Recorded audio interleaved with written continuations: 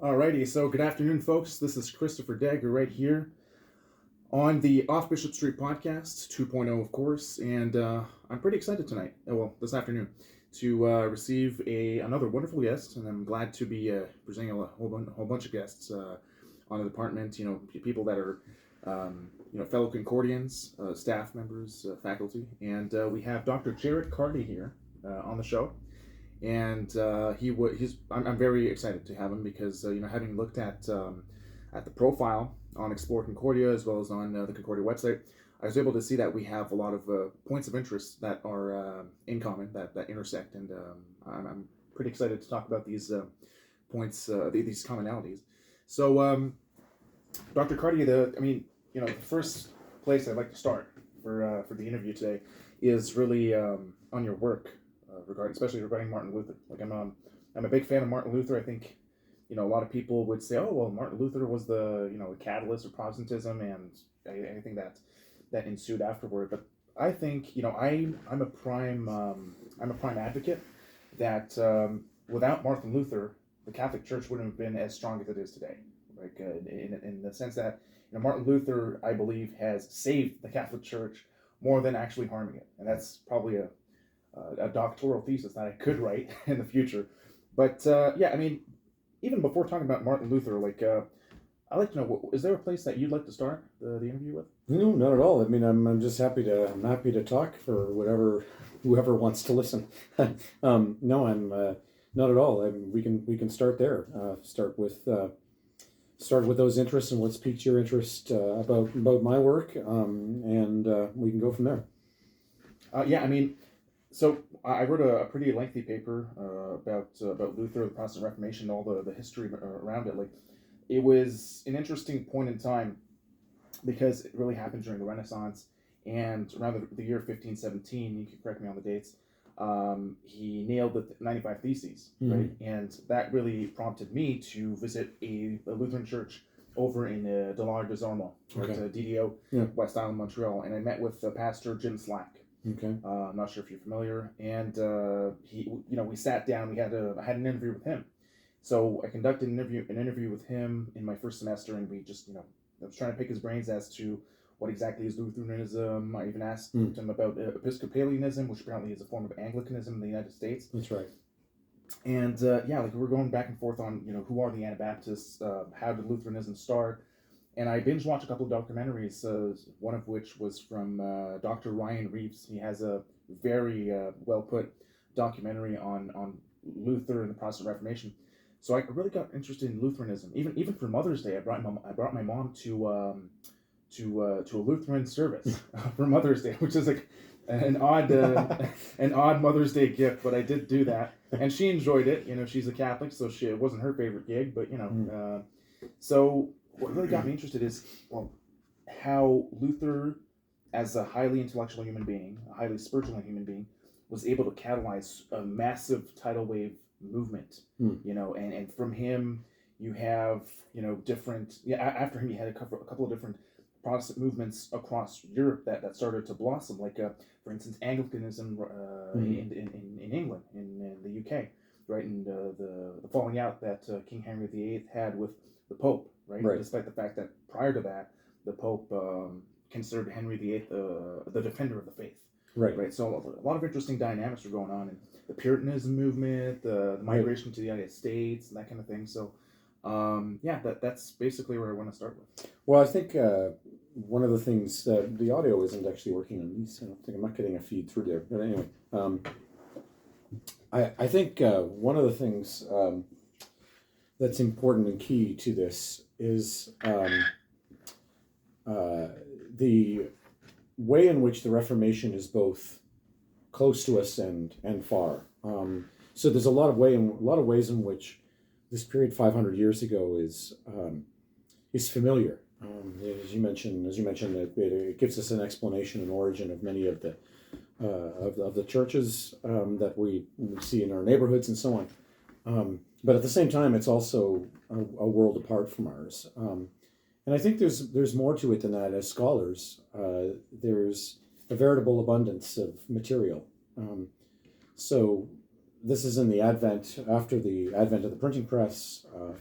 So there's unlike, say, if you're a classicist, someone who studies Rome, despite all of the Roman literature, despite all the Latin literature out there, despite all of the runes that we could think are cover across Europe, there's actually very little material culture left of Rome.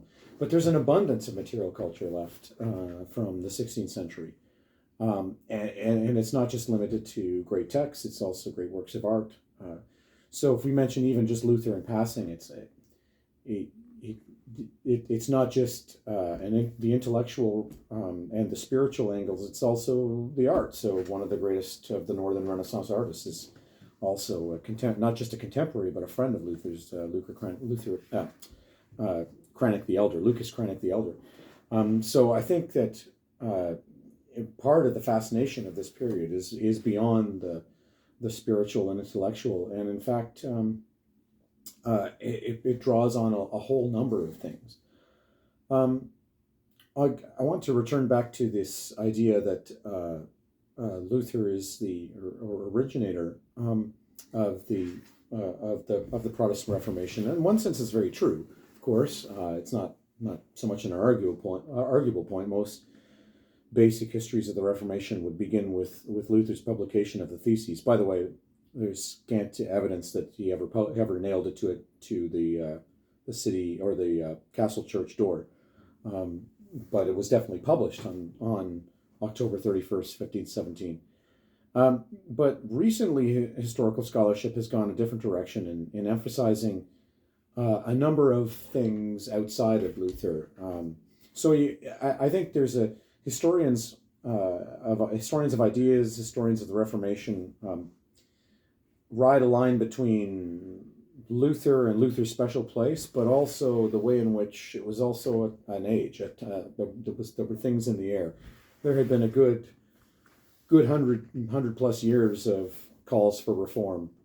So Luther's rise to fame was in a context that supported it.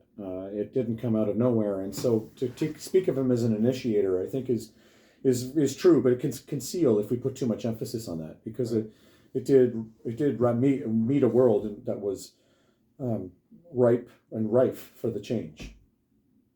And I think that's kind of what makes it fascinating. It's all of these things together, that there is this larger than life personality like Luther, although he was not the only one who was larger than life, and there was all sorts of tumult and conflict, and yet there's all sorts of beautiful things about that period. So I think that putting it all together is the reason that many of us are attracted to it. I don't know about yourself, but I know for me, it's attractive for a number of reasons at the same time, and as I've listed there. But I think that we also another point that's raised in the way you started in introducing the topic is that Luther and most reformers of the 16th century didn't see themselves as being founders of new churches. They saw themselves as being revivers of the universal church, of the universal Western church, what we come to call the Catholic Church or the Roman Catholic Church.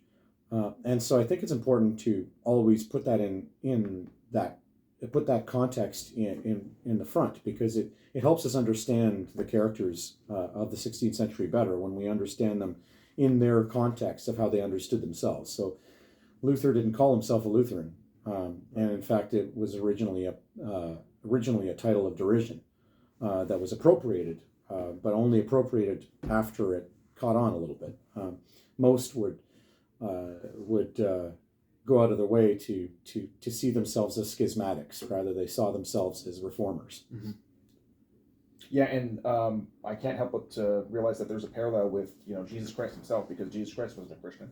Right. He was a Jew yeah. and a rabbinic teacher. Right. And then, like, when people read the New Testament, especially the Book of Acts, like, you notice that even the early communities did not call themselves Christians yet. That's right. And the term Christian, just like the term Lutheran, kind of grew and morphed with after an extended period of time. Yeah. In the Book of Acts, they call themselves the Way or something, or I'm not even sure if they call themselves that way or folks outside of that particular bubble would refer to them as the way, or the Right. people of the way. And of course, as we know, even from the book of Acts as well, that many saw themselves as Jews or God-fearers, Gentile hangers-on to Jewish communities in the Greco-Roman world. So I think it's important to appreciate that context. At the same time, I think there's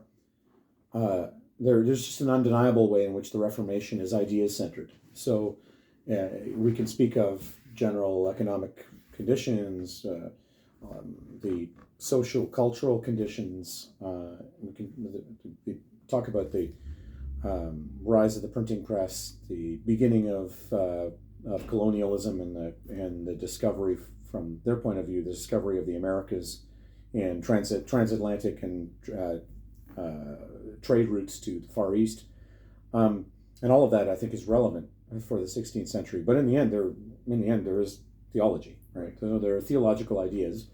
There are ideas that often had to do, as you know well from your own work and delving into the subject, that salvation is up there. Soteriology is up there as being a major topic, and a major topic of how the Reformation played out. So I think maybe that's interesting as well, that it's not reducible to other types of history, but it has its own intellectual origin that is idea centered. Absolutely, yeah, and I think within the whole pool of theology, I think the Protestant Reformation and Protestantism as a whole, with the many denominations, seems to be a wealthy branch of Christian theology. And what I mean by that is, when we look at Lutheranism or Anglicanism, Pentecostalism, Baptist Christianity, all the evangelicalisms, I think what Protestantism brought to the table is a wealth of different angles that do fit the Christian criteria. I've always had this conception that in Christianity, the number one criterion would be the bodily resurrection from the cross. Right. I think that bar none, that's pretty much and I don't want to exclude any LDS Right. folk, the Mormon Church, or the Scientology Church, Sure. or the Jehovah's Witnesses. But it seems to me that they don't have that tenet, which is the most fundamental tenet in all of Christianity. And that's why when, I grew up Catholic my whole life, but I do go to evangelical services. I've made so many good acquaintances here and there. Even with the Pastor Jim Slack, he gave me a massive, cardboard with the 95 Theses on it. Oh, really? And I didn't hang it on my room or anything, but I kept it as a souvenir from that visit. Yeah. So yeah, I made a lot of connections during my theology degree to really understand the wealth of Christianity, because prior to that, I was looking at everything from a Catholic angle. And now I really appreciate everything in that sense. And sometimes I feel like I have to go on a crusade against my fellow Catholic friends to defend Protestantism, to defend the fact that, Luther was, despite all of his flaws and all the things that people could say about him, was definitely, like you mentioned, a larger than life figure. Yes. Yeah. Well, I think there are a couple of things to say in relation to the topics you just raised. One of them that strikes me is, and I think that we're in a time in which we're moving beyond this or away from it, is the long-standing idea that there are confessional histories. That is, that there are narrowly focused brands of Christianity that have little to do with one another. This is not very helpful. So one of the striking things about Reformation scholarship lately is just how ecumenical it has become, and how much of a recognition there is of that interrelationship between what come to be known as confessions. So, for example, there are a lot of work lately from historians of the Catholic Church to recognize the impact and the positive impact that the Reformation had, and I think that's a good thing, because it does then it of course, checks against kind of triumphalism of a certain confession, whatever that may be, whichever one comes from. On the other hand, you start to recognize the ways in which it certainly was true that, for example, that Catholic reform came at a time also of Protestant reform. So some of it is in reaction to Protestant reform. So I think that's crucial. But there's also a way in which we can sometimes over intellectualize it, right? And then miss some pieces of it, of the Reformation period, and then also miss the fact that a lot of lived Christianity is not particularly intellectual. So I think that there's a yin and a yang here. There's a way in which there's a whole lot of great intellectual development that is Protestantism and its effect on not only itself but in relation to the Eastern Church or to Christianity in general and the Roman Catholic Church. On the other hand, I think we ought not to privilege too much of the intellectual side. A lot of what we see in the Reformation is, having just said that it was about ideas, a lot of what we see in the Reformation is also a rejuvenation of the church's services, the way in which the church served in the world. Right. So it tended to be in the Middle Ages, and I think this is broadly generalizable. Tended to be in the Middle Ages that services to the poor, service to the sick, and so forth, pastoral care, for want of a better term, was more or less the department of monasteries and of orders like not the Jesuits, but the Dominicans and the Franciscans. But one of the effects of the Reformation is, with I think some positive force, is to spread that impetus to serve in all walks of life who call themselves Christian, and not leave it over to a special class of people. So I think that's another effect of the Reformation that's positive. But I also think I feel like I'm giving a whole number of paradoxes here, and then go back on what I just said. But I also think that we ought not to lose sight of the Reformation being a kind of tragedy, a kind of failure. That is, that most reformers saw themselves as reforming, as I said, the universal church, in which they fail. And so that there is a kind of way in which the hopes and expectations and intentions of whatever side of Reformation divides really was a kind of failure, at least in that contextual sense of we're wanting to reform the whole of the church, right? That said, it does, of course, burn all sorts of new things and revival. But it's only now, it's been 500 years, and it's only now that we see in the last century or so a real reconciliation and rapprochement of German evangelical churches, commonly known as Lutheran, working together with the Roman See, right, and with the Church of Rome. So I think, and that to me is a good thing, but it's been a long time coming, and we shouldn't lose sight of it, how tragic that is, right? How tragic it was that Western Christianity went through so much pain, division, and hostility, that only now is really being overcome in a sort of genuine way. And that may in fact, because of a world, at least a world of origin from where many of these churches come from, that has moved away from the church, and the church's place has been displaced. And now most of those confessions are growing in places like Africa and Asia. Right.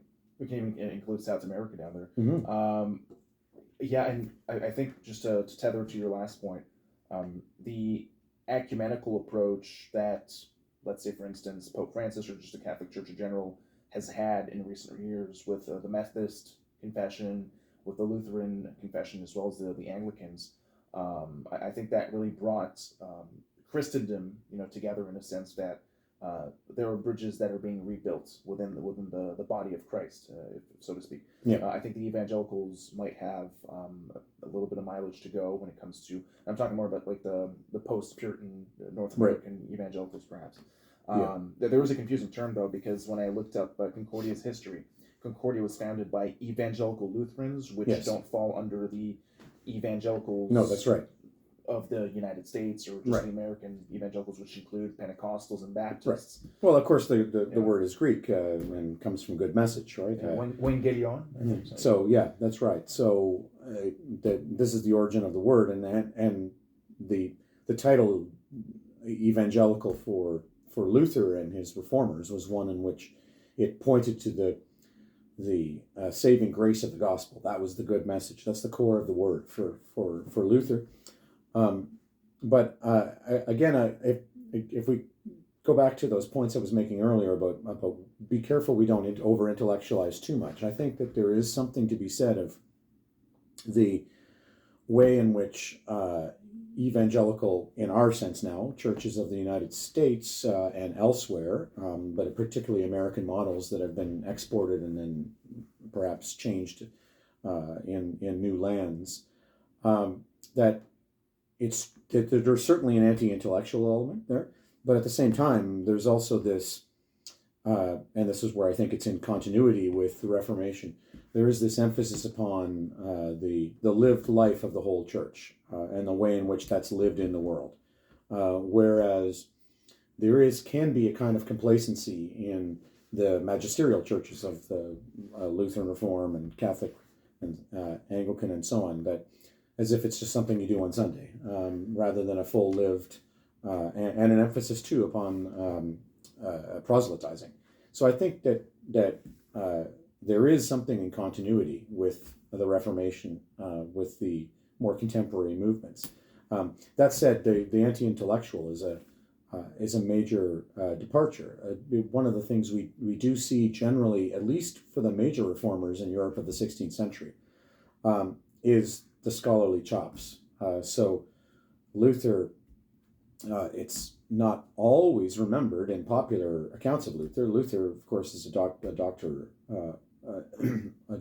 has a doctorate and is a university professor. Now, granted, a small university and a relative upstart university at Wittenberg, but one nevertheless. So he's an accomplished scholar, and the broad effect of humanism in the last 200 years prior to the Reformation, from the Italian Renaissance on. That you can't divorce it from those strong intellectual chops that many of the early reformers had.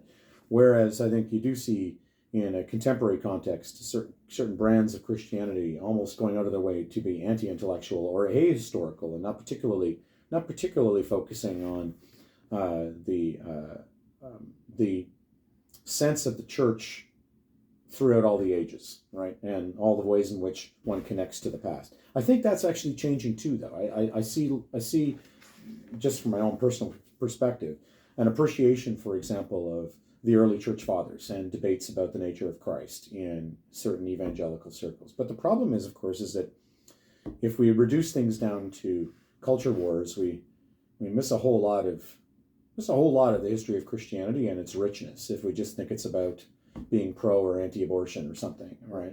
Not that these are not important issues, or issues that certainly people can feel very, very strongly about, and I understand that, and also strongly about in a faith context. But at the same time, the whole history of Christianity is not about this issue. In fact, it's a quite recent one, and at least in the context in which we put it. So I think there's some continuities, getting back to that point, with the Reformation in contemporary Christianity, but there are clearly some things that were not there and don't make sense of that past. You did refer to not over-intellectualizing a lot, and I think that's very important because I do have a tendency to over-intellectualize. Well, we all do. I mean, this is more of a self-confession. I mean, it's the way in which we're all scholars and book readers and love the details, and that's great, but we also have to acknowledge that much of the success of the of the Lutheran Church, the success of the early modern Roman Catholic Church, was bound in the way in which it served people, right? Not so much in the purity of its ideas, although I think you can find good systematic theology, you can find good work in that way, but I think its real lived success is where people were at. So one of the great reforms, you mentioned defending Protestantism with Catholics. There is a kind of general way in which we joke around about these things as if I'm from this tradition. It's sort of a minor identity war or something.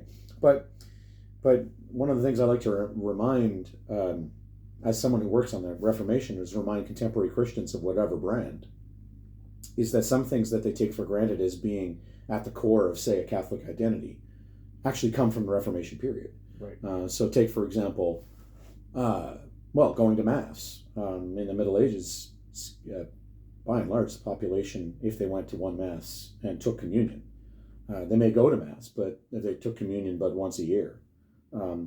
That was kind of the norm. Now, most people were rural and poor and of a serf class, but that was where the population was at. Whereas a contemporary, someone who could seize themselves as a church-going Catholic and as a believing Catholic, would not think that that'd be sufficient, right? And the church indeed teaches that that's not sufficient. You just see Sundays as obligation, insofar as it's possible. But in fact, that's an early modern insistence, right? And that can be a gift, but it could also came out of a context in which there was competing churches. So part of the intellectual seriousness of that period was from the plain fact that they had to defend themselves against those who were not them, and therefore look like they were serious about it and be serious about their ideas, such that they could in fact evangelize well or serve their flock well. So I think that it's helpful to know this period to give some perspective on whatever brand of, I say brand, but whatever denomination of Christian you are. It's good to know more about the Reformation, to put one's own faith life in perspective and see that some of the things you take for granted as being core to what you are as a Catholic or an Anglican or Presbyterian or whatever, have a rooted origin, and that may not be what you expect, and may in fact be if not somewhat different, sometimes very different from what life as a Christian of a certain sort was lived 500 years ago. Well, it's interesting that you mentioned that in the Middle Ages, folks would go less often to Mass because, before your statement, I thought that folks are more pious during the Middle Ages. I thought they would go to Mass almost every day. Like when you think, I watched a movie over a decade ago, about Jeanne d'Arc, right, from France. And in the movie, the character playing Jeanne d'Arc, said that she would go to Mass every day, and I'm not sure if that's the Middle Ages. I can't really situate her exactly. Yep, absolutely. Right, smack in the middle. Smack in the middle. So, I thought folks were ultra pious back then, Well, before the Counter-Reformation. I think it's important to see that, I said this earlier to students in class. I can't remember what context. I was teaching Hobbes, actually. So Hobbes' Leviathan, and talking about Hobbes and Hobbes' views on Christianity. And then we got kind of sidetracked a little bit.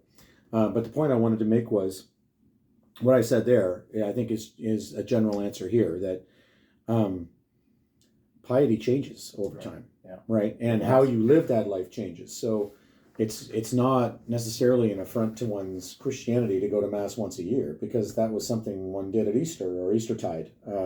But that doesn't mean that there weren't other connections to God, or there weren't other forms of worship or forms of service. It's just that the terms of that changed. So, for example, just the way in which life was lived, you asked the local monastery to pray for you, because you couldn't. So you spent 10 hours in the field working, or the church was very far away. Then you gave over service or time to support the monks, to support the friars, but then you also see in the Middle Ages this idea that there was a kind of piety. Well, not anymore in the broad sense that than there would have been in the Reformation, really. You find a whole lot of corruption. Just open up Chaucer or Boccaccio, and you can see that. The idea of a corrupt cleric is an old caricature, and the reason that it exists in so much great literature of the medieval period or late medieval period is because, of course, there were corrupt clerics. There were those caricatures. There were those people who fit the bill, so to speak. And then in the Reformation period, what is also striking in the history of it is that though you have these successful movements, successful in at least in the way in which you have the establishment of a confessional church, for example, we also find the similar struggles to, say, what plagues, say, a minister or an outreach team in a church today, like widespread complacency, widespread backsliding on certain things, right? Social ills that were of that day.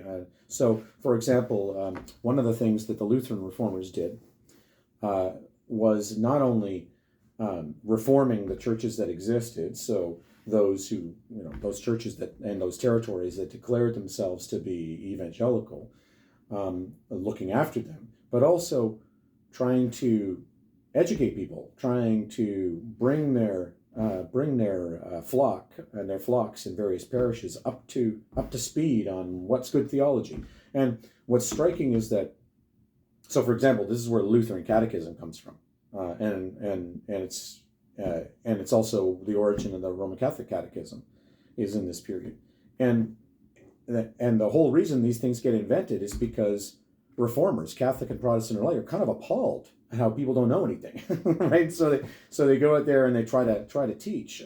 So there's a general piety, yes, but there's some strikingly similar struggles to what would be commonplace in a church today, right? Like people aren't showing up, they're not really understanding, they're not taking care to do this, maybe they're not serving this or that. That's the same similar sort of struggles, and of course part of the reason is that a lived life of faith is, well, it meets life, and it's a struggle sometimes. So I think you find a whole lot of the same sort of struggles.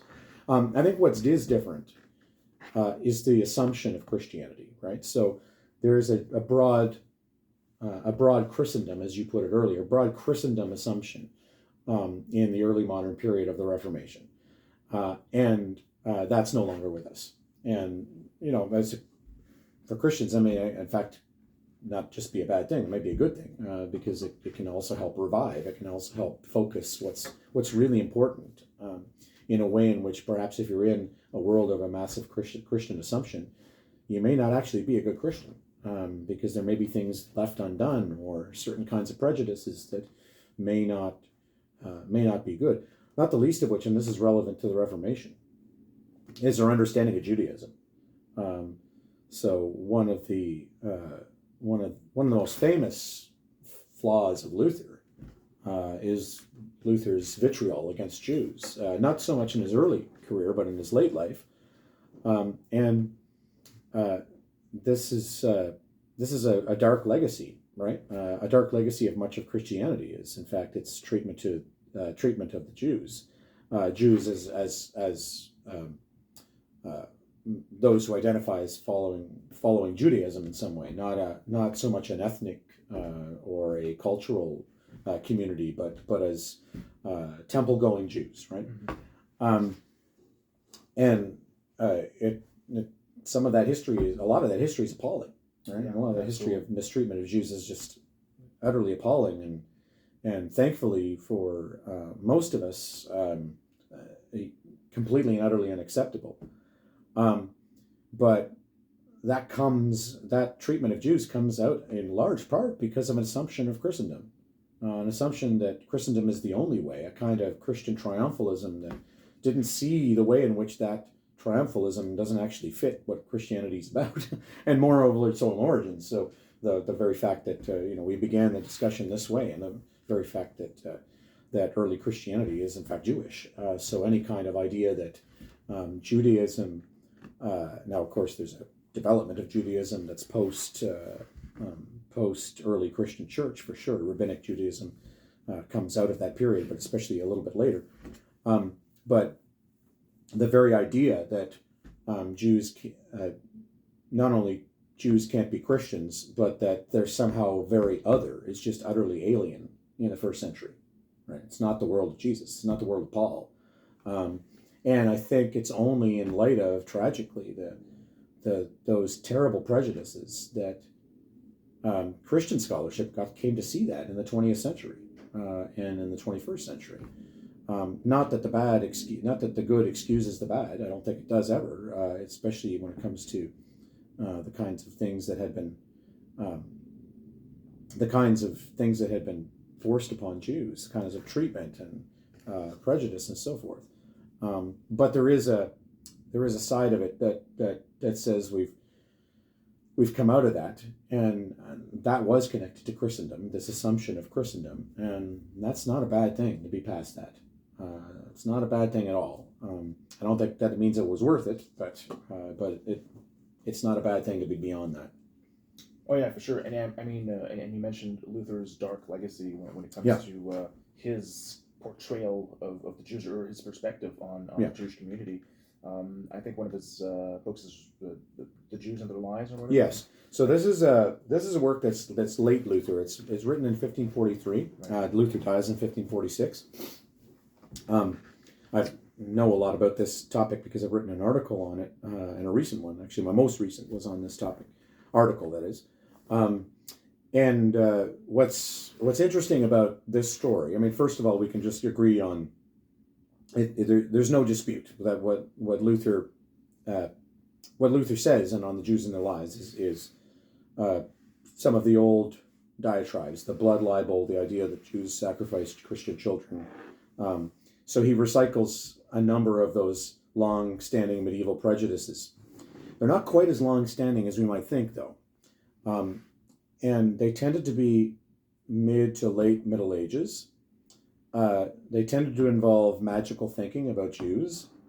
They tended to come around times of crisis. So, for example, rooted in blame for the Great Plague in the 14th century.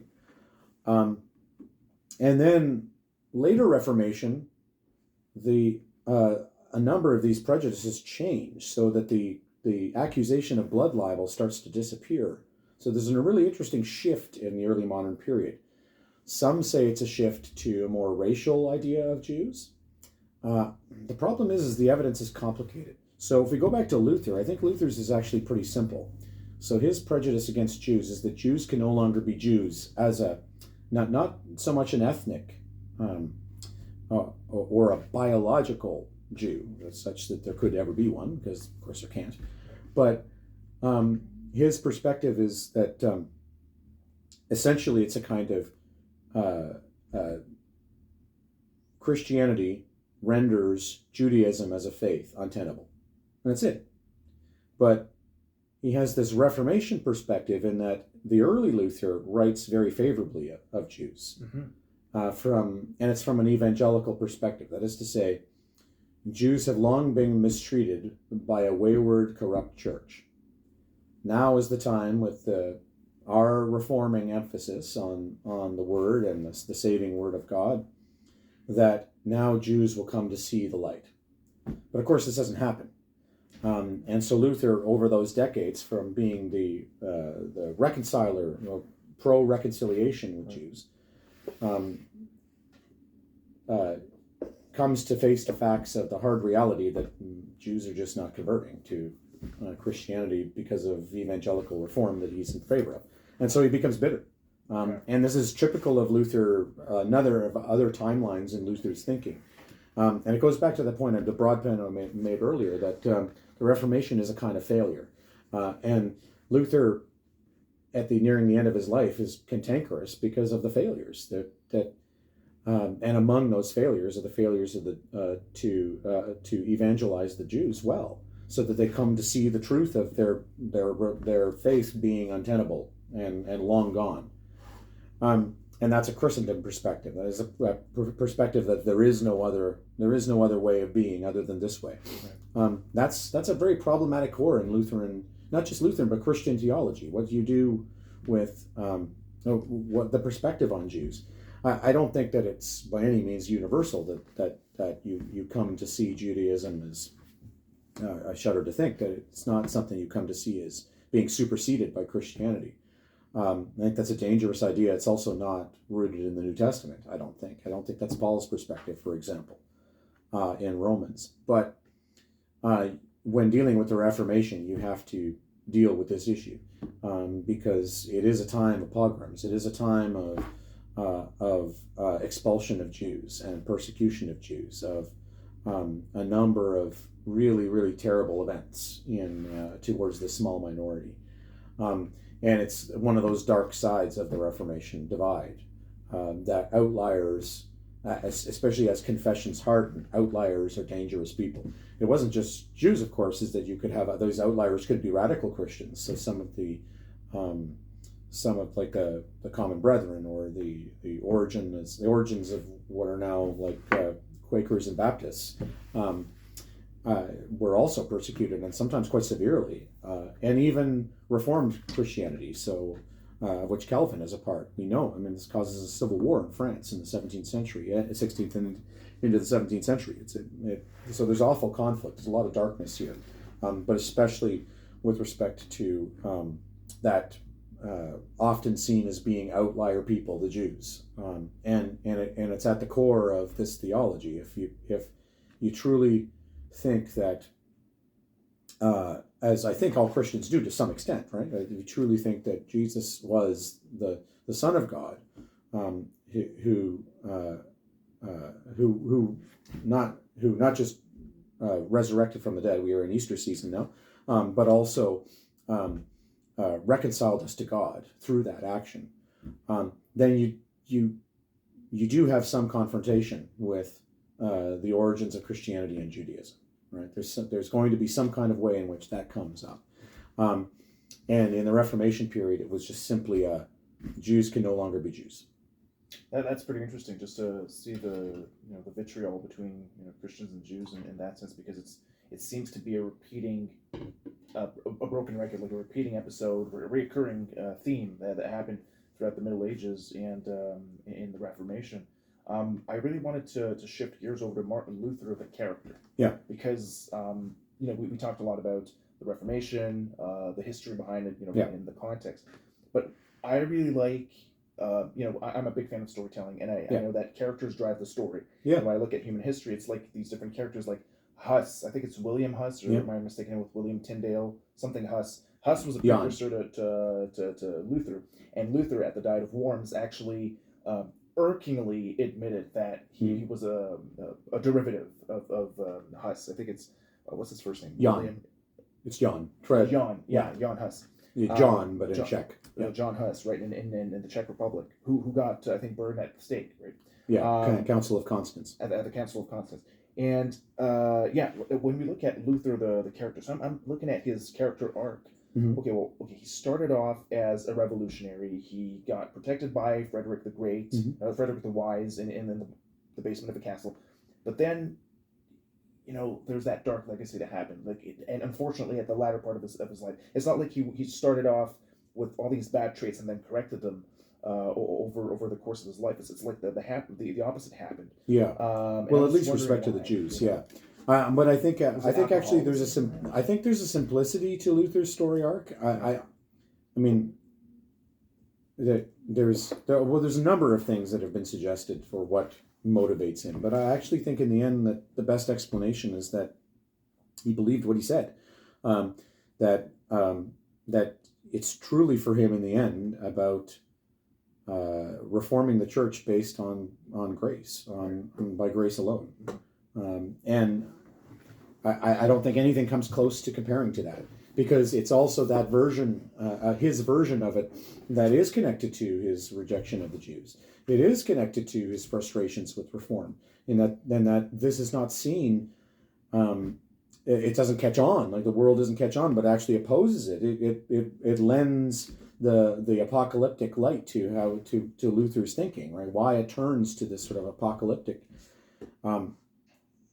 That said, I don't think, and some scholars do, but I don't think that means that the Lutheran theology of by grace alone is somehow then forever tainted or suspect because of it. I don't think that's true either. I don't think that follows. But I think Luther's story is generally knowable that way. That he'd make sense of most of his motivations in the grand scheme of things, right? And I think that there's a number of aspects too of Luther's life and story that resonate in ways that were beyond him, and that become appropriated by something else, or we see something else in it that he may not have seen. So, for example, and I don't think it's very good contextually, but he's often seen as sort of being a hero of conscience, and that's compelling. I mean, we live in large, powerful states and so on, and we've had, especially in the 20th century, terrible experiments with tyrannical government and so on, especially in Europe, but also elsewhere. And there's something compelling about a figure who stands up to what would seem like overwhelming power and authority. I don't actually think that fits quite Luther. If we see Luther as a hero of conscience, it tends to mask over what I think is actually motivating him. So he had full confidence in God, right? So it makes sense that he did what he did, and I think another aspect, it relates to a point I said earlier. Another aspect of what makes Luther compelling is that there's just such an abundance of evidence that was kept. He's one of the most prolific writers in the history of the world. This guy was constantly writing stuff, and of materials of different genres. So obviously biblical commentary, but also treatises on certain issues of the day. He wasn't systematic in the way in which you have like Thomas Aquinas and a Summa. It's all kind of scattered all over the place. He's more Augustine-like in that way, right? Where you've got all these sorts of books that you just have to go through and read together. But really a prolific author. And then anyone who corresponded with him kept that correspondence because they knew how important he was. So he becomes a kind of celebrity, right? He becomes a kind of iconic celebrity. And I think he had an ambivalent relationship to that. I don't think that he loved that it was so personal in some ways. On the other hand, I think he had a pretty good sense of his own mission, what he thought his own mission was, and why he was put on the earth, and that is to stand up for what he believed was the core of Christianity that had fallen to the side, right?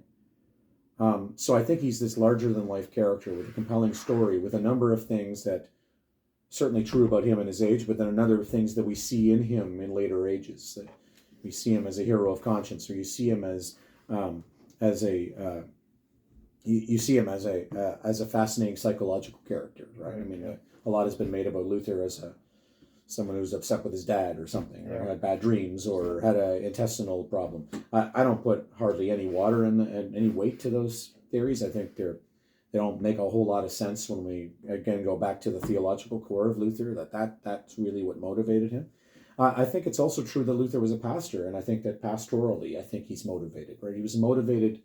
If we look at the early Reformation, he's motivated by people being worried about their status vis-a-vis God, and I think that was a very big pillar of his identity, was helping people pastorally. That doesn't mean he was always like that, because clearly there's a whole lot of Luther. He also had a bad temper, so we can see that come out. Almost in comical ways, not comical ways like the diatribes against the Jews, but in other ways, comical ways, the ways in which he, for example, could colorfully insult people. There's even an online generator out there. I think it's just Luther Insult Generator, and you can go to it. It's just a web page where it just, every time you click the button, it gives you a new insult in translation from one of his enemies or somebody, and it's all from his writings, right? So you can, it's out there. I just Google or search for Luther Insult Generator, and you'll find it. He said a lot of things, right? and often over the top kind of things. Yeah. Like even his defense of grace alone. I mean, one of the things that he said was, if you're going to sin boldly. And not because he wants you to go and live a debaucherous life, but that's how much I believe in the grace of God, right? Is that nothing you can do can take it away from you. Nothing you can do can take God's grace from being there for you. So you can, if you sin boldly, because it's there. There's organization in the United States which sells Lutheran paraphernalia, but it's more of a kind of a it comes from actual Lutherans, but they have t-shirt. I haven't looked at them lately, so maybe they're no longer in business, but they were a few years ago at least, where you can buy t-shirts that says "Sin Boldly" and a picture of Luther on it, and then you could buy this beer that was from a local brewery wherever they're set up, and it was "Sin Boldly" beer and that kind of thing. So I think that there is this comical aspect to him too, because of this strong personality. But never underestimate just how people in that age knew he was important and then kept everything about him, and how he became a kind of icon, and an icon of, I mean that almost literally, like pictures of him became important, in almost in a way in which, he would find quite objectionable, because it would be like almost relics of the saints, right? And how he became appropriated by all sorts of different forces, proto-German nationalism and so on. Luther is connected in all ways to those things in that period. And then later, so that Luther becomes, through the ages, representative of certain things, as I said before, hero of conscience. But in the 19th century, late 19th century and early 20th century, he becomes a German nation hero, right? So the very city of Wittenberg is renamed Lutherstadt Wittenberg in the advent of the National Socialist Party. So there is this, and they revive his anti-Jewish diatribes as part of compendium of German history on the Jews, of course, from their wretched perspective. In fact, Luther's writings on the Jews were not influential at all. There's no evidence that they had any influence outside of the 19th and 20th century in their revival, that he actually had any effect in their own context. Is scant evidence to this, but it does show how the power of him as a symbol continues to this day, right? As this heroic figure, or as this figure of fighting the power, or this figure of conscience and so forth. Right, that type of rebellion against authority, but despite the fact that he didn't quit the Catholic Church per se, he just got excommunicated through a papal bull that got sent his way, which he actually publicly burned to make a statement. Yeah. So yeah, in terms of fighting against the authority when there was an oppressive authority in place installed there, is definitely something interesting and inspiring up until this day, right? And even now, back then it was the Catholic Church, and Johann Tetzel running around and asking for indulgences, and to this day Catholics would actually reframe the definition of indulgence, what exactly it entails. People would have different definitions on that. How scandalous it was back then in the Lutheran age, with from his point of view, his mindset. But nowadays, like, indulgences are still heralded, I think, in the Catholic Church, not as explicitly. Right. Well, it's actually what's striking about the origins of the Reformation, at least insofar as this issue is concerned, it's actually kind of an obscure issue, at least in how it begins there. Because indulgences really, truly, in the end, are really just about repairing your relationship to the world. Right. So it's really just about, standard theology would be, and Roman Catholic theology would be, that absolution comes from confession, right? So you're absolved, but you do have to fix the wrongs that you've done in the world to your neighbors and so on. And this is where indulgences come in. So that indulgences could be prayers, they could be almsgiving, they can be other ways in which you're forgiven by God, but now you must, it's like this great line from, I use this to illustrate the theology and the logic here. It's a great line from the Coen brothers movie, "O Brother, Where Art Thou?" And I can't remember the character's name, but it's the character. They're jailbreakers, right? That run off from a chain gang in this movie. It stars George Clooney as the main character, but he's got this little gang of guys around him who are fellow jailbirds who have broken free with him, and they pass by a revivalist river baptism, and one of this crew goes to get saved, he's never been baptized and is compelled to go be baptized, and it's a great line, and George Clooney's character says it. This character comes back and says that he's been saved and forgiven for everything he's done wrong. And then Clooney's character is like, yeah, but the state of Mississippi isn't so forgiving, right? And that's kind of where indulgences were, right? That is that there's still stuff in the world in which you've done wrong to and you owe. Right. Therefore, go and do that. That's what an indulgence is. The problem was, of course, is that it by rumor, by false teaching, and so forth, and it's murky and where this actually originated. But people were believing that the indulgence itself was the forgiveness, so that in effect you were buying forgiveness from God, even though that was never really good theology.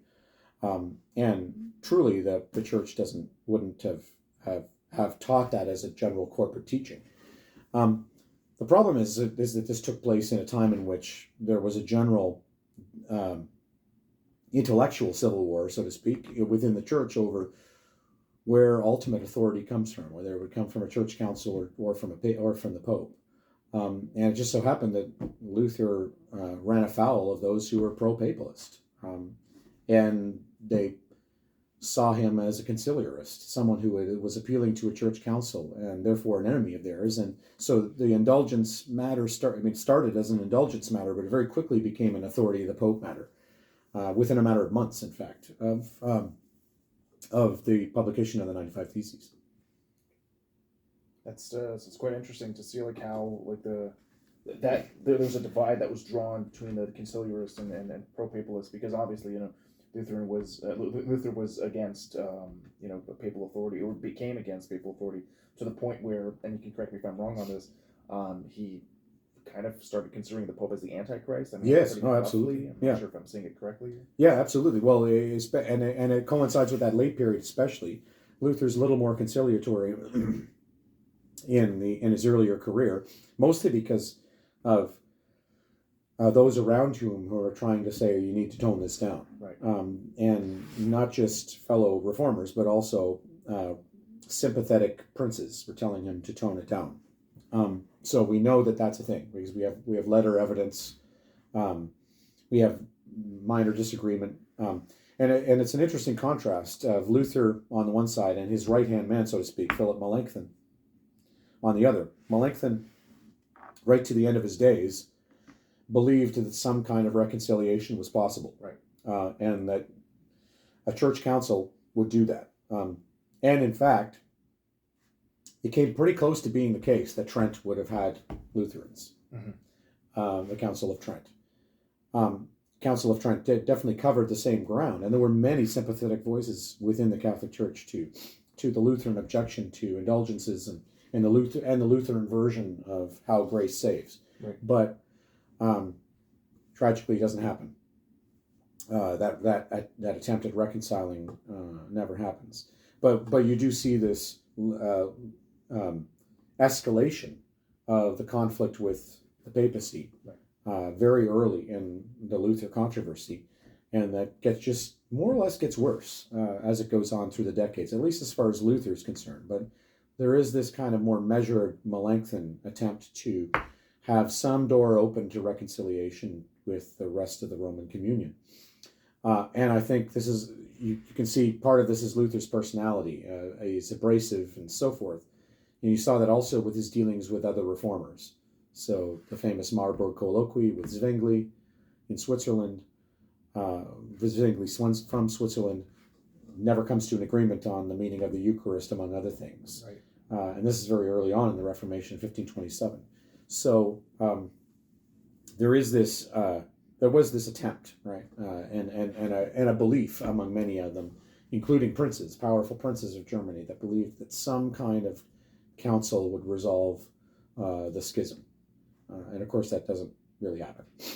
Yeah, for sure. It's, and obviously fast forward to today, that the conflict hasn't really been resolved up until maybe some form of ecumenical approach that I mentioned earlier with Methodists and Presbyterians Anglicans and Lutherans. Well, but just sorry to interrupt. There are clear documents that it's clear statements from the Roman Church and the Lutheran World Church that agree that say they've agreed on salvation by grace.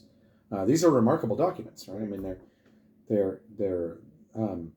they do in fact reconcile to some degree, of some kind of recognition that there was a whole lot of truth behind what Luther said, but not all of it too. That there were clearly things that were overstated as well, and misunderstandings and hostilities that didn't have to be there.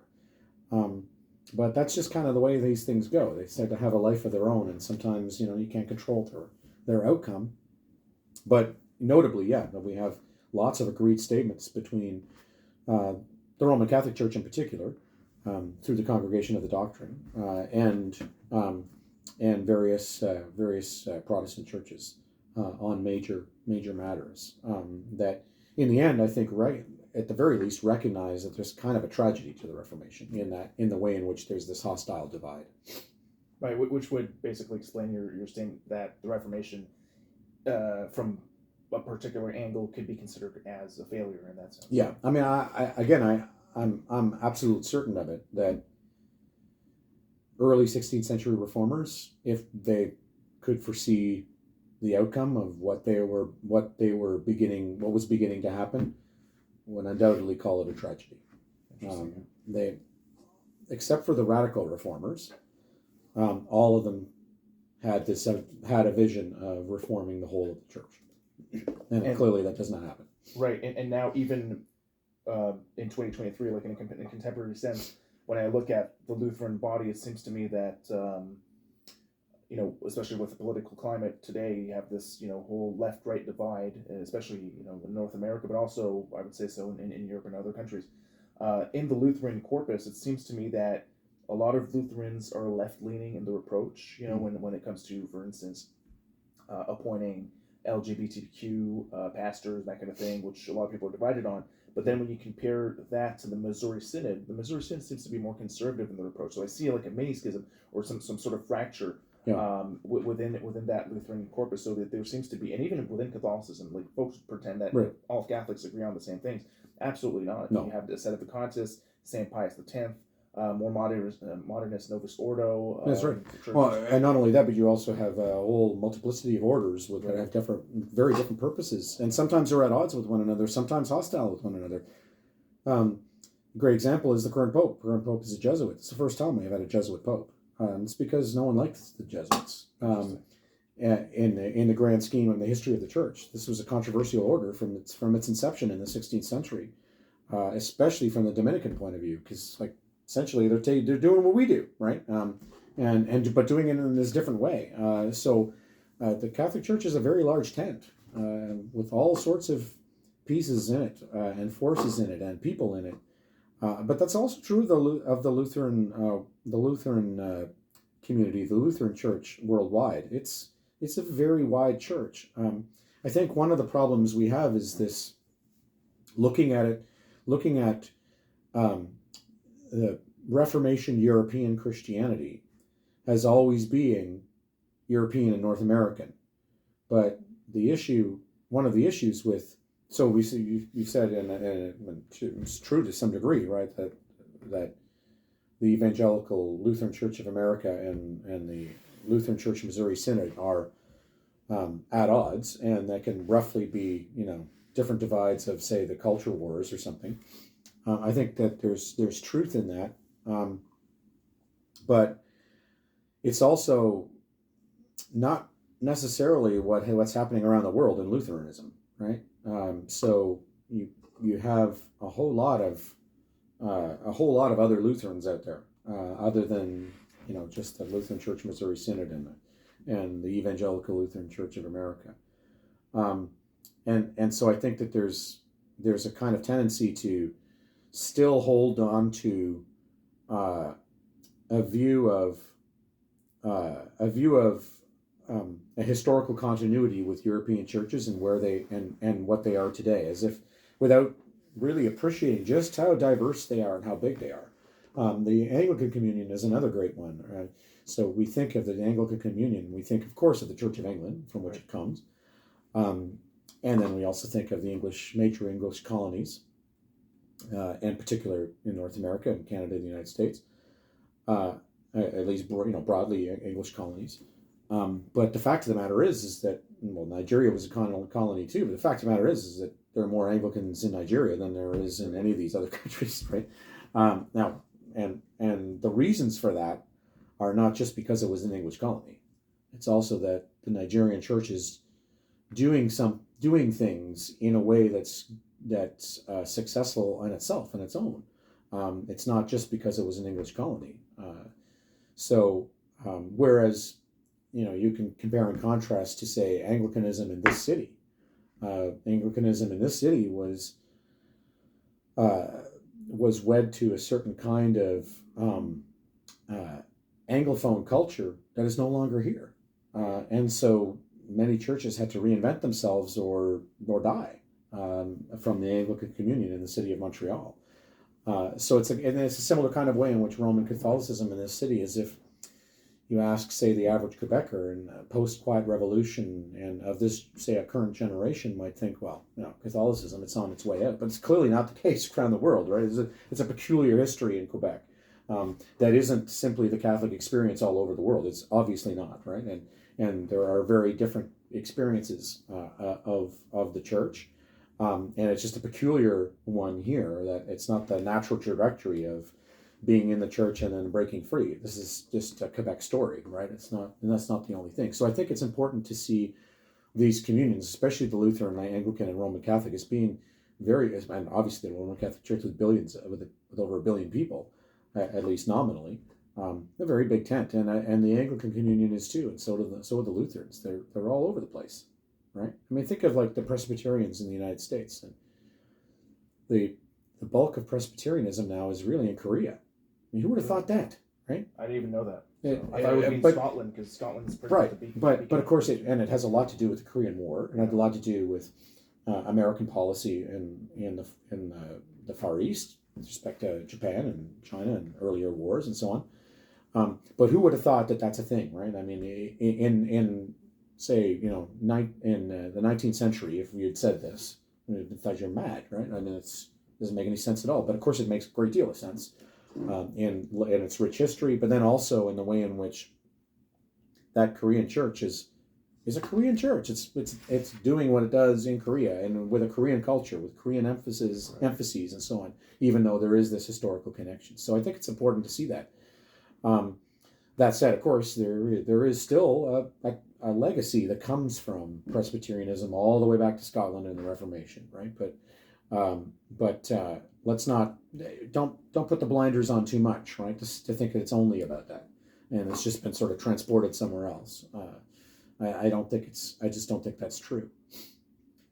What exactly caused the disappearance of Anglican churches in Montreal that you mentioned earlier? Because I'm not too cognizant about. Oh, well, what I mean is that there's just a post. In part the Quiet Revolution, in part the linguistic politics in which a French majority took more culture and power for itself and against the resistance of, say, the Anglophone elite. Those Anglophone elite were closely connected to the Anglican Church as well as the Presbyterian Church. Interesting. Yeah. And so when that old Anglophone community moves on, dies out, moves to Toronto, whatever else, right? And there's a major cultural shift in which those churches no longer have the people that they once had. So I'm a church-going Anglican, and I lived in Montreal. I now live in Ottawa, but I lived in Montreal for several years, and my church was now closed. But my church was Trinity Memorial Church on Sherbrooke, near the border of Westmount in Cotonage, NDG. And just to give you an example, from time to time I'd sing in the choir because I'm a bass. You might not hear it on my voice now because I got a bit of a cold, but I'm a bass. So I'd sing in the choir. In the choir room, this is just an illustration of that demographic change. He had pictures of the choir. And, you look at the pictures from like the 30s and 40s, and it's, as one might expect, all white. Right. All white Anglo-Saxons. Right. But Awesome. when I was at the church, it was overwhelmingly people from Barbados. Right. Interesting. Because, of course, there is a respectable and active Anglican church in Barbados. And so these were Bayesian or Barbadian immigrants who had set up for the most part, because many had accents, so their children were first generation. Right. And you can see like that it almost replaced that one population leaves, dies out, moves on, whatever, and another population comes in, right, and more or less becomes that church. So I think that's kind of a story of the Church of England, Anglican Church in Montreal, is that. And again, that's not just a typical Anglican story. We might mistake it to be, but that's a very local story, isn't it? It in certain ways has a little to do with Christianity. It has a lot to do with major cultural shifts, major shifts in politics, major shifts in wealth and power and all these sorts of things that happen in Montreal. That just means that now, who the Anglican Church was 50 years ago is not at all what it is now. Interesting. Yeah, especially with the culture wars going on, we can definitely see the change in mindsets or mentalities that particular branches have. We can look at Lutheran Church, the Anglican Church, and how it's aligned politically. And now I'm not a big fan of the church having a political stance, but sometimes I do understand the legitimacy of adopting such stances. And you actually beat me to the ball there, because I was going to ask you about your role as an Anglican deacon, I believe. Right. Yeah. So I've been a deacon for it'll be 5 years now.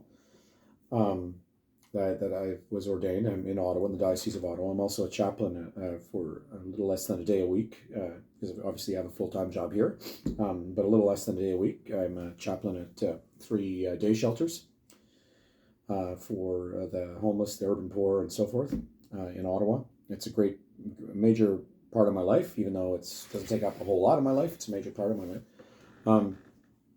I find it feeds well into the academic, and that it's something very different, and yet it's not. You get to know people, where people come from. You get to read people well as I think serving a population that needs our love and service. Right. But on the question of on the Church of England, or the shifts in the Church of England, and then generally the way in which you have ideological divide. I think one of the problems with identifying with and going to a church on those kinds of grounds of, say, culture wars, is that you don't talk to people from the other side. I mean, it's like the problem of social media. If all you're doing is getting feeds from such and such a source, which is ideologically driven, then you're not actually going to engage with people. It seems to me that a major part of Christianity and Christianity's power is its ability to, and I think this is true of other major faiths as well, but I think there's a particular emphasis in the history of Christianity, is that there's a kind of real mixing of classes in Christianity. And that's true from the very outset. We know that there's some very unlike people who called themselves followers of Jesus in the first century. And that's been true of the Christian church all along. And so one of the problems, I think, with our age in which I don't like this church, I'm going to go to another one, rather than, say, the neighborhood church that everyone goes to, is that at least the neighborhood church that everyone goes to, and you meet all sorts of different people. Right.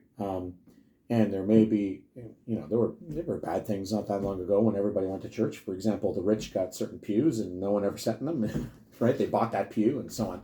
This does seem a little distasteful from my point of view, but that in fact was the way it was about 100 years ago around this city and elsewhere.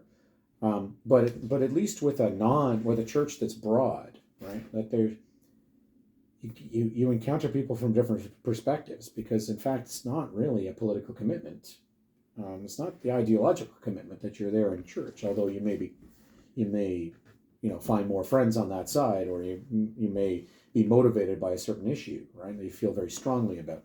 Like I understand that, but there's something to be said of meeting someone who's from a very, very different angle and yet believes the same thing, right? Or trusts the same thing from God. So I think that's problematic. I'm not suggesting any solution to this problem other than make sure you're in the church. Make sure you as they say, draw the circle wide, because we're better for it.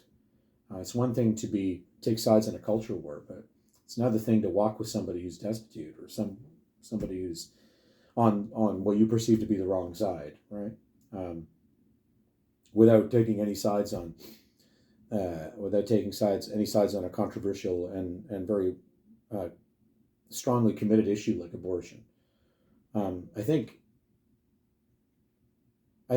well-adjusted people can recognize the anguish, the pain, the problems on people of both sides of that divide, right? That is to say, the commitment to the perception of life and its sacredness sounds very compelling to me.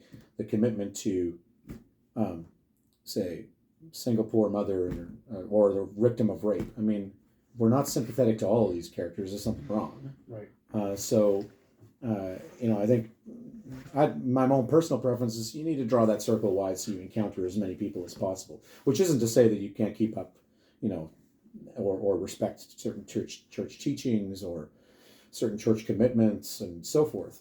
I think those are important too, but for goodness sake, like, realize that a lot of people will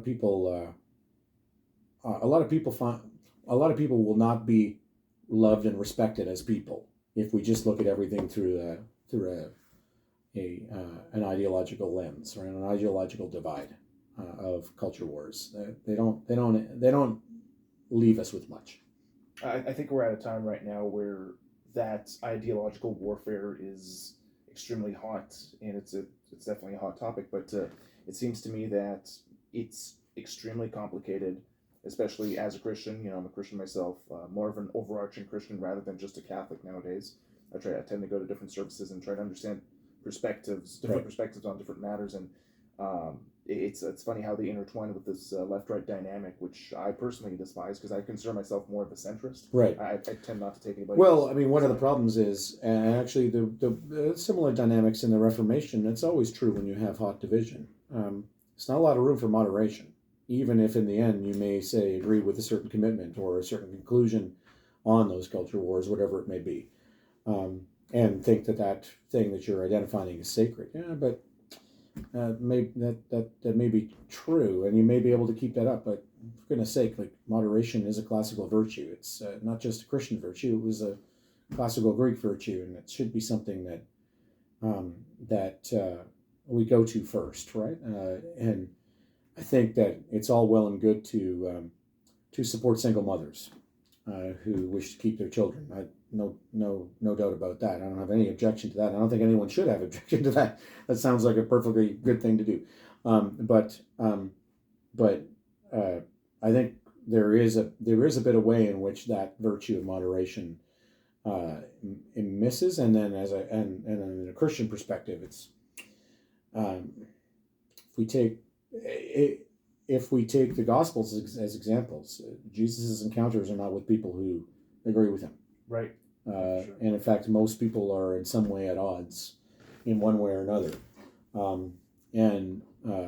The ones who treated it as kind of a culture war, if we can borrow that phrase and reapply it to something anachronistically, the culture warriors in Jesus' day were the parties at the temple, were the status quo and the party of Herod and so on. And those are the ones who come out looking pretty bad in the end. And have the harshest language from Jesus.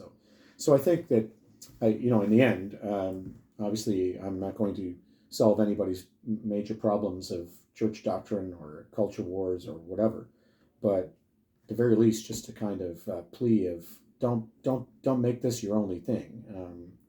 If the church is about ideology, interestingly enough, though, even in Anglicanism, you do in fact find churches. And this is true of other churches too. It's not just an ideological divide. There could be little strands of traditions in churches, right? So you go to one, and like in the Roman Catholic Church, you find some churches that still do the Latin Mass, Right, yeah. and this is kind of like it becomes a flashpoint of like, well, we're traditional about this, and there's value in them. Of course, there's value in the Latin Mass. There, I had to have been, otherwise there was, over almost 2,000 years of having no value. Obviously, the Latin Mass has value. Right. But I think when we become too engrossed in that identity, we miss something at the core of Christian witness that is about going out into the world and respecting where people are at, even if it's something very different from us. It seems to me that that's a very Christ example. Christ's example is someone who spoke to the Samaritan woman at the well. We find in fact many outcasts and outliers in those encounters, not the most pious. The most pious are the ones in which we have the harshest words, the brood of vipers. So we've got to watch that.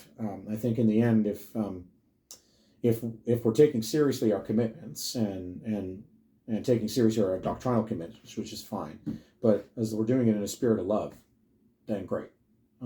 That's probably constructive. But if you're doing it saying that we're better or that we got the right way and these other people absolutely not, be careful. It doesn't lead to good places. Which is a very easy mistake to commit. Yeah. Especially when when the pious people, the people that were considered the brood of vipers or just the hypocrites or whatever in the Gospels, you notice that those were I believe they were the Pharisees, Sadducees, the doctors of the law back then were the high elitist people that would pay for the pews, basically. Those are the people that got vilified in the gospel message, and I feel like Jesus was going to and was attracting a lot of people that were marginalized. You can think about prostitutes, the lady that got on all fours to wipe Jesus' the unnamed hair and put perfume on it. That's right. She's unnamed. Right, and she's unnamed. Oh, I mean, I think she does have a name because she happened to be Lazarus' sister. It depends, though, because it depends on the versions of the Gospels and whether you say it's the same woman. So in the Gospel of Matthew, it's an unnamed one. It's an unnamed one. Okay, and whether it's the same as the other is an arguable point. It's not a definite point, but it's obviously a small point. But anyway, I think that if we go back to the Reformation, we see a tremendous hardening and a hardening of divide that often didn't see the other side as having some legitimacy, right? Where you did see that happen was, no surprise, in cities where there were mixed populations. So, at least early 16th century, you see this in Augsburg. Augsburg is a city mixed of evangelical and Catholic. And in Germany. In the 16th century. And in fact, you find relative good relations between them. Because, of course, they're, the other side is not a bunch of demons, right? That they're, in fact, generally probably good people. Yeah. I think they're examples of that kind of thinking, of the us and them thinking, and the neglect of treating one's neighbor. But then I think you also have to realize that there was in the 16th century, at least, on this issue of division and minorities and dealing with minorities, the general assumption is that if you don't have a general agreement, it's going to lead to chaos. It's going to lead to social disorder. Right. It'll lead to violence, and in a lot of cases, it did in the early part of the Reformation. So that was almost kind of proof of it. So I think we have to be fair to some degree to know that there was a context in which that was thought to be the case. Right. But that doesn't make it right. Doesn't make it good. But that is where they were coming from, in a kind of way in which you could see the most extreme voices think that the other, in our own day and age, the other side of the culture war is an existential threat. Right. Yeah. Well, they're not. Generally, they're not. Right. And it's really just a small sliver of extreme that has that point of view. But unfortunately, it does tend to crowd out the moderation, right? Tend to not allow for the what I think is a rightful space for moderate. And then going back to Luther, I mean, I think there was a very moderate side of Luther, but a lot of his writing wasn't too moderate. So he could go over the top. And it is an age of polemics and controversy. We'd like to think that the digital age is one in which we see all sorts of vitriol online, and particularly as it's anonymous and so on. But man, you got a whole lot of it, a whole lot of vitriol in the 16th century, a whole lot of vicious iconography of popes as demons, or one of my favorites is a woodcut depiction of devils defecating the Pope. Really? That's one of my favorites, and because it's so vile, but it's also kind of comical, which it's meant to be. It's kind of gross. It's gross, yeah. But it shows you that we're not alone in the age of in our age of being vitriolic and immoderate. That certainly was the case in the age of the printing press. You had a lot of very immoderate polemics. Yeah.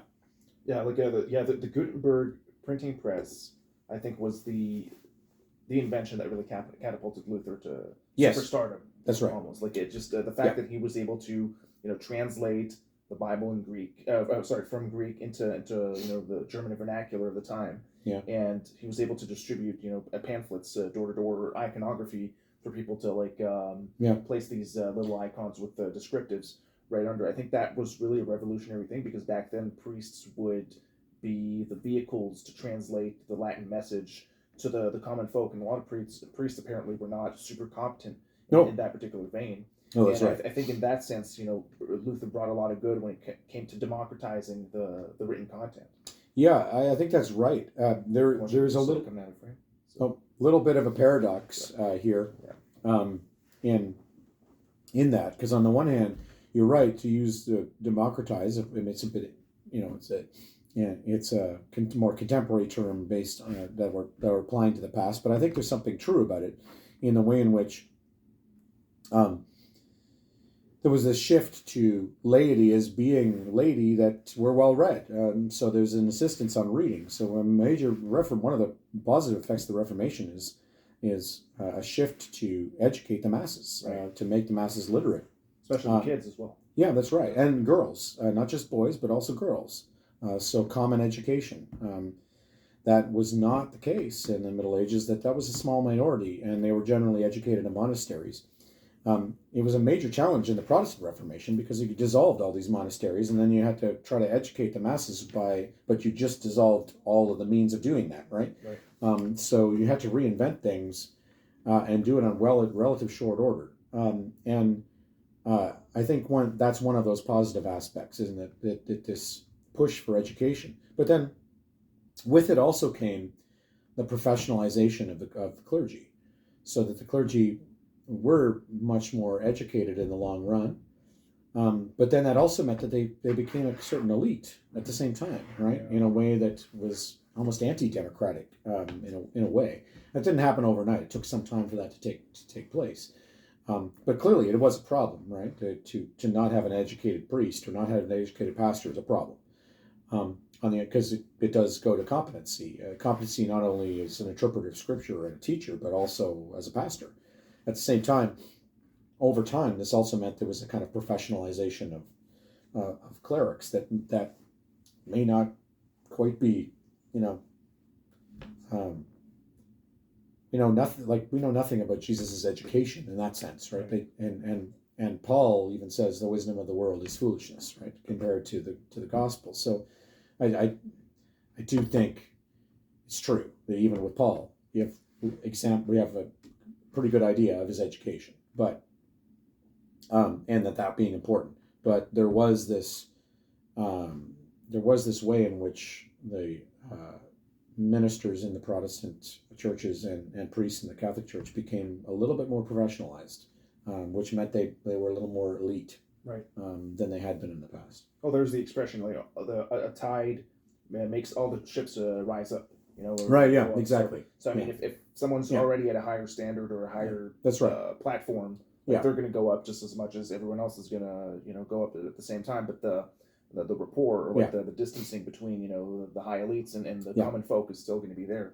Yeah, but there's also there was also even preceding the Reformation, a major market, generally driven by elites, but lay elites, for things like devotional manuals and devotional books. We know that the printing press, a major business of the printing press, were self-help books and devotional manuals. It wasn't just printing Bibles and books of philosophy for libraries. It was essentially market driven, right? Essentially, what did people want and need? What do churches need? What do businesses need? And what they needed, what they wanted, at least as far as the reading public was concerned, were things like self-help books and devotional manuals. Right. Could we count like the table talk, the table talk writing as a self-help book? Maybe in a way. I mean, that I think that speaks to what I was saying to you before about Luther, is that this propensity of those who knew him to record everything he said, because they knew this guy was important, right? And that became clearer and clearer as his career went on. So it comes out of this propensity to write Luther's words down. So for those listening who don't know what that is, the Tischreden was the essentially a compiled volume of notes from the Tisch, the table. So Luther, over the years, would have many people into his home, him and Catherine's home, his wife from the 1520s, a former nun, Catherine von Bora, and there would be lots of animated and deep discussions around the table, and so a lot of these things were recorded. Now they're recorded through a person. Luther wasn't recording them himself. So sometimes you have the same event recorded, the same conversation recorded, and they're slightly different versions. So it's actually a pretty interesting source. It's not as reliable as far as measuring it against a treatise, but it is very interesting, and I think it speaks to the way in which those around Luther knew he was important. Interesting, yeah. I mean, as you're talking about it right now, like I just thought about the podcast that we're having right now. It's as if back then, since they didn't have any podcasts or recording, or any dictation type of software. Back then they'd have to write everything down, and just having a table talk about a particular topic, like a deep conversation about some philosophical issue. Yeah, that's right. Everything was written down, but nowadays, like it seems like that has evolved into modern day radio or podcasting or interviews, where instead of writing stuff, people will actually like speak it out and just have it recorded and posted for the public to see. Right. Yeah. These two were edited down. I mean, they're not verbatim. They're not word for word. They were edited. They were probably redone and redacted. And as I said, they come from multiple sources. So we are getting something like a package, right? When you read something like the Tischreden. But it's an interesting little window into that world, right? And again, it speaks to what I said earlier of the abundance of source material. So any of you who are interested in studying Luther, well, first of all, talk to me so I can warn you of what's to come. There's this massive primary source material. Disclaimer. And primary source material that you can find largely in English, but not completely, in German, but the German script from the 19th century, which is somewhat illegible, and then Latin. And then you have a mountain of scholarship and all these little debates that one wouldn't know anything about unless you studied Luther for a long time, but you can kind of stumble in. Interesting, and well, I mean that's definitely super interesting to see like how there has been a lot of scholarship on Luther, and I think we spent a lot of time talking about Luther, and that's personally I not only because I'm a fan of Luther, I think his role was super important, and obviously I've been quite redundant on that. Just to shift in a different direction, I noticed that you basically specialize as well in Greek philosophy and political theory. I'm wondering how you weave that into your body of work. Oh, that's a great question. I mean, I more or less stumbled onto Luther, an interest in Luther and the Reformation period, because it's also a period of transition politically. So it's a period in which the early modern period, you have, generally speaking, a move to centralized monarchies, centralized governments, generally speaking, with some notable exceptions, the Holy Roman Empire being one of them, which is this kind of a monster beast of a state with all sorts of different boundaries and obligations within it. and it's just sort of interest in that period that brought me to Luther, because Luther does in fact have several political treatises on how a prince ought to be a Christian prince, for example. And so I was interested, I first became interested in Luther because if essentially that treatise, which is generally translated as On Temporal Authority, how it ought to be obeyed. That's the standard English translation of it. Is, I think, rightly seen as part of a mirror for princes literature that you find in the late 15th and into the 16th century. So texts like Erasmus's Education of Christian Prince, Machiavelli's The Prince, and others. You could probably add to that More's Utopia, and then a whole lot of other ones that maybe most of you wouldn't have heard of, but they're out there. Luther also wrote on that general topic, and so it's just interesting that you have essentially Luther and Machiavelli more or less living at the same time. I mean, they overlap quite a bit. Machiavelli dies in 1527, Luther in 1546, and of course Erasmus and so on. So there's a kind of major political question in the air. Where does political authority come from? What ought to be the best way to what are the best institutions for government? How do we educate the best king or prince? Right. So these are all kind of clustered questions politically, and so I find that very, very interesting. So as a political theorist, it's kind of why I stumbled upon Luther, and why that became so interesting for me. So it just in general, I appreciate the Greeks, right? Appreciate Greek philosophy as being the beginning of the story of the questions of politics, right? And I know you've on the podcast have had other colleagues of mine who are similarly interested. But mine is broad range. I also teach history of science at the Liberal Arts College, so I'm also interested in that. But again, I really come back to the early modern period. It's a period I really love, and I think it's what I said before, and say it again here, is that there's something both familiar and not familiar with them, right? They seem so much living in a world that's like ours, and then it's like, oh wait, no, it's not at all, and yet it's very familiar. Whereas at least the Greeks and the Romans, it's pretty clear that we're a long way from that culture. Right. It's not so clear in early modern Europe. It seems like, yeah, this is recognizable, but there's something really different, and that's interesting. And I think the political questions are the most interesting from that period. And by the way, this is one of those things you don't actually see in the sources overtly, but most of them were very well read in the classics, and you don't get that right away until you start digging a little bit beneath the surface. So for example, like John Calvin was he was a classicist. His first publication is in Latin. It's a study of Latin. So they're well versed in their classics. And Luther himself, I mean, everywhere he went, he was said to have been carrying around an edition of Aesop's Fables. Loved Aesop's Fables. Who knew, right? Well, actually, it was pretty common because, in fact, most of our major characters, thinkers from the 16th and 17th century were well educated in the classics. I barely scratched the surface during my MA degree these past 2 years as to the input that Greek philosophy has had in modern theology. And one example that comes to mind was, I was correcting for, I think it was 202 or 206, I can't remember which, a particular online class with E Concordia theology class.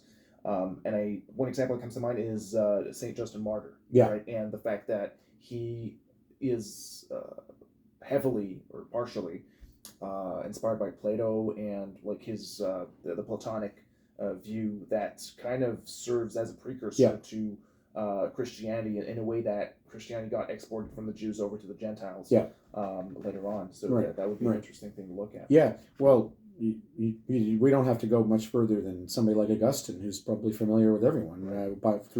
Most people have some familiarity of who he was, and even in some cursory way. I mean, he's in a certain way intellectually, he's an amalgam of Greco-Roman and Hebraic and Judeo-Christian cultures, right? And I think that's a long route. And I think the political questions are there's a long story, a long route of ideas, right? That echo through the ages. So I think think to me that's how that all sort of hangs together, and how I got interested in the early modern period. It first starts as political questions, and then somewhat like you've been saying and bringing up. There's just a fascinating story here, and fascinating characters, and interesting times with lots of things to explore, and lots and lots and lots of sources, both from the period and then scholarship. So it's kind of a scholar's dream, right? I mean, as I said, if I love reading Latin and learning about Rome. I've got a real passion for that. But our hold upon the Roman past is actually not as great as we think it is. Whereas on the early modern period, we got so many sources. We have a pretty good idea what was going on, actually, and how life was lived. And though there are debates, what the intellectual currents were, and how the main population lived, and so on and so on, that we don't really have a hold of in Rome. You have some of it, and of course, a big part of it that we know about Rome is from Pompeii. It comes from people being buried to death, right, by volcanic ash. Right. But this is not true of Europe. In Europe, we've got just early modern Europe. We just have such an abundance of evidence. But that also makes it scary for undergrads and early graduate students, because it's very daunting. So you really need good mentors, and you need to also just take it easy. You're not gonna solve it all or write the all important book right away. It just takes some time. But the good news is that if I can do it, anyone can do it. So if you're interested, take it up. Well, I don't think you're giving yourself enough credit by saying that. Well, thank you. Although you don't know my publications, so right, yeah. Which I'm maybe you should hold off on it before you do. For sure. So. Have you ever been to Rome? No, I have not, actually. This is one I shouldn't even admit this on a broadcast or recording. It seems shameful. Although I have been to Wittenberg, so go figure, right? I have spent time in Germany, but not in ancient Europe in ancient Rome, insofar as Rome came to Germany. So there are in fact Roman ruins in Augsburg, because of course Augsburg is named after Augustus. Yeah. But no, sadly not in Italy. I hope to rectify that at some point soon.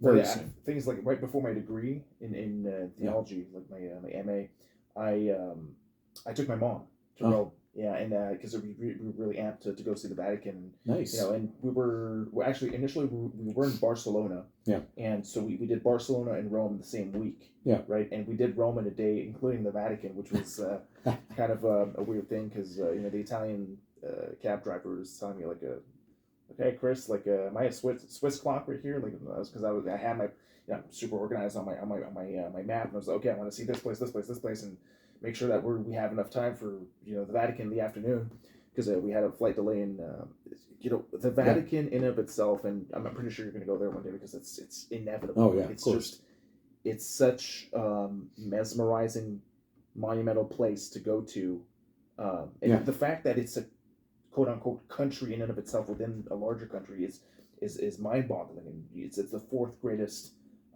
museum or place on Earth. For the biggest museum being in China. So the amount of art and imported cultural artifacts that the tour guide was showing us around and just presenting to us was absolutely astonishing. It's definitely something that I recommend viewers to go to one day. Absolutely. Rome is a gem, and it's something that really is going to mark some of. I know my mom was pretty marked for life. No, I'm sure. Having gone to the Vatican, because it's And the thing that really stood out with her the most was was the fact that she was standing right on top of where St. Peter's relics were. Right? Yeah. But then again, there's a massive debate as to whether or not it's a scam or because we can't actually see the relics, because there are a bunch of candles and there's a stairway, but you can't really see more than that. Yeah. So that's something that I'm gonna assume that they are there. I'm pretty sure they should be there. So you've been teaching at Concordia for a while. 15 years. 15 years. Congrats on that. That's great. Is there a particular field that you like to teach in the most? My recent love has been teaching great books in history of science. Right. And that's more or less just having moved into it because of no one else doing it, and our course curriculum changing. But again, I always come back to my love of the early modern period. Unfortunately, in history of science, that's an important period. A very important period. So I come back to that. I think I consider myself more of a jack of all trades than a master of none, rather than a specialist, because I'm interested in a lot of things at the same time. And I think that a program like ours at liberal arts colleges is celebrates that kind of thing, in which you have more of a global love of things rather than a specialty. But if I do have a specialty, then I guess historically it has been Luther, and I do have this familiarity. But interesting, when you mentioned the Vatican, and just maybe as a not a point we need to follow up on much, but the Vatican is actually a very early modern thing. It comes from the early modern age that we think of Rome as having this continuity from the ancient world, being this stellar place of pilgrimage to see ancient things. But in fact, the early modern Rome was kind of a rundown city next to Venice and Florence, and so the Vatican really essentially gets built in response to Venice and Florence, and also early modern kings becoming more and more powerful, and right. The Pope and the papacy and the Church trying to make we're important too, and to stand up against that.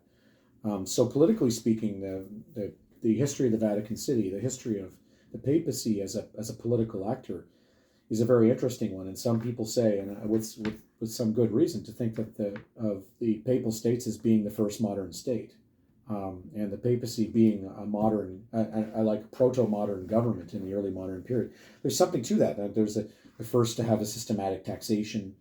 There is a centralized bureaucracy that grows. So and then the splendor of the Vatican is an early modern splendor. It's not an antiquity splendor, even though, of course, obviously, it's built on ruins of antiquity. There isn't this kind of like straight continuity of Rome being the Rome we recognize it today as being this, and a lot of those Roman ruins were excavated, right? Like they weren't upkept in the medieval period the way that we might imagine them to be. So I think to me, that's even more reason that my love of the early modern period means it should bring me to Rome at some point, which, again, but once you have kids, it gets harder to travel. Now my kids are getting old enough to appreciate it, so we're actually actively talking about bringing them there. So now I'll be following in your footsteps soon. Well, it's very easy to interlock, the Vatican, the construction of the St. Peter's Basilica with, what we were talking about earlier, Martin Luther's stance against that, because, having watched the Ryan Reeves documentary about Luther was actually very disappointed when he got to Rome, and he saw that splendor, and he, Christianity is all about humility and standing with the poor, especially when we talk about liberation theology with Gustavo Gutierrez, and knowing how Jesus actually sat with the poor, didn't really, have good things to say about the rich folk. We're talking about the Vatican, we're talking about the grandeur, and the fact that I witnessed it like firsthand, like, wow, this place is freaking amazing, and I'm not sure what Rome looked like back then when Luther did his own pilgrimage by foot. It would have most of what you think as being splendor would not have been quite the splendor, and some things would have been in progress. Right. So some of the major landmarks that we know today would have been in progress with Luther, because this is around the turn of the 16th century, of course. He's shocked by at least, and now this is also in retrospect, so it's also written and recorded from the Luther that's already Luther the Reformer. So whether that's actually true of his own experience or not, that's a question mark. And there's some interpretive variations you can get in there. But essentially, yes, he's shocked by Rome, shocked by the papacy, and this is the papacy of Julius II, the so-called warrior pope. He sees him ride by in his gold armor. I think it's easy to dismiss that period of the Roman papacy. We often talked about them as the corrupt Renaissance popes, and that's very true. On the other hand, we need to have a little bit of sympathy for the place of the papacy at that period, because it's being dominated by rich European families connected to the Habsburgs, connected to the Borgias, and it's trying to survive as an independent institution. And that makes some sense of why you have a pope like Julius II trying to consolidate the papal states by essentially being a warrior. I don't think that excuses in a Christian perspective. I mean, that isn't that always the sort of paradox of, or ambivalence, I should say. It's not really paradox. It's more of an ambivalence of Christian thinking towards the incarnate and the transcendent, right? Like, there's this kind of way in which, Christians are focused on the incarnate, but then it's also focused on the transcendent, and I think you see that tension, in these various Christian expressions of buildings, and buildings of great monument. I'm actually kind of a fan of the oratory in town here, because I find that it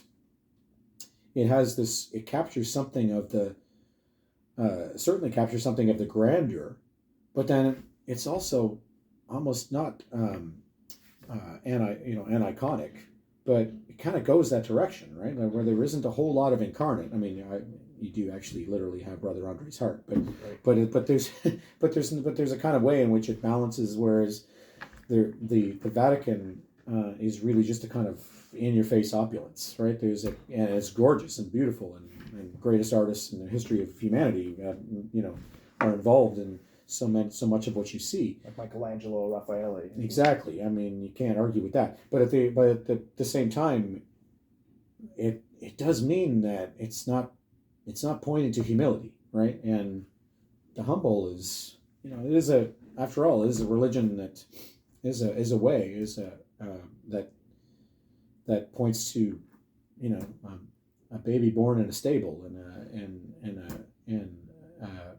the assertion that God dies on a cross. I mean, these are humble origins and humble ends, that are not matched. They don't seem to jar with a, completely opulent, essentially palace of a prince. But there it is, right? I think that tension is always there. I don't think we ever get away from that. And interestingly, the Reformation, we have a whole lot of that kind of expression of that variety, right? Like the Reformed churches of France and Switzerland, like no imagery, none whatsoever.